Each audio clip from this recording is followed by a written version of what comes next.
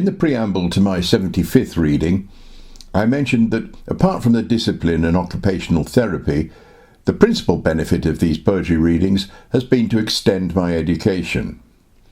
Not that my brain retains much for future use these days, but it makes each day interesting in its own right. Today's poem, requested by Joy Goodenough, is another glinting speck of sand on the edge of my ocean of ignorance. It's a very short, untitled and anonymous Inuit poem. It's so short that I've invested another several minutes of intensive interweb research to find other Inuit poems to keep it company. I found 3 poems to go with Joy's request, and I've included a 5th, which is a humorous poem by a Scottish poet about the Inuits' many descriptors for snow.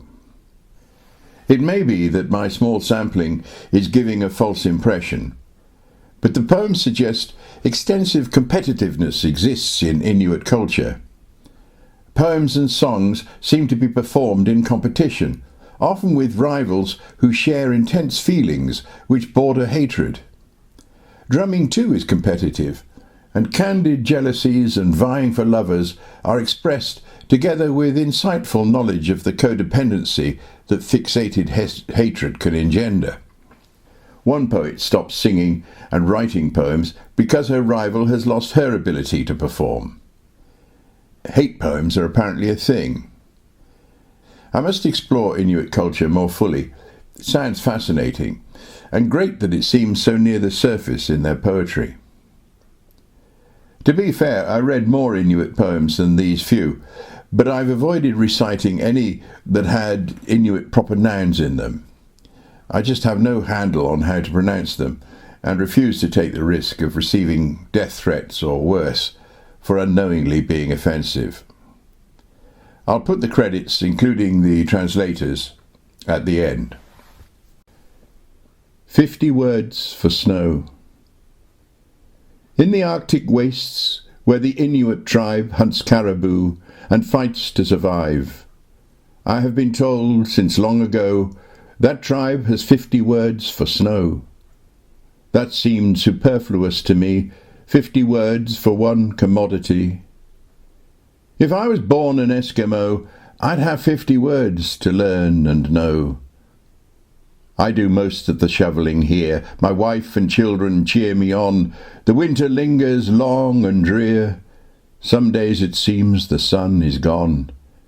Despite the calendar, I greatly fear that blessed spring is nowhere near. Tomorrow the radio makes clear we're expecting 6 more inches here. Some snow is like a sugary mist, granulated and sublime. Quite useless for a snowball fight. For that you need the packing kind. The worst is the wet, sodden snow, the kind that threatens a heart attack. It's difficult to lift and throw. It hurts the arms and strains the back. I told my wife I now know why they need 50 words for snow. I'd have a few choice words I'd add, words the children shouldn't know. These Inuit folk who fight to survive in the land of snow and ice. Now I too have 50 words for snow, not one of which is nice. The Shooting Star.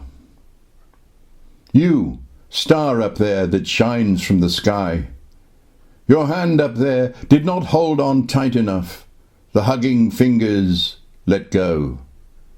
So you slipped down, but did not crash, did not get all the way down. Our earth you didn't reach. The joy of a singer. A wonderful occupation, making songs, but all too often they are failures. A wonderful fate, getting wishes fulfilled, but all too often they slip past. A wonderful occupation, hunting caribou, but all too rarely we excel at it, so that we stand like a bright flame over the plain. 2 women engaging in a drumming contest. 1. I still think of them, the people from the inner fjord. Our dear little sister-in-law is a mischievous creature. Yes, you have certainly made me angry, and made me your enemy. And I, who pretended not to notice when I went in to visit them. And look at that. You punished me. You put forth good food for me, who usually scrimps. For you have owned him from the very first. Too bad that he became your husband, that I did not get him as husband myself. 2. How has she become over the years?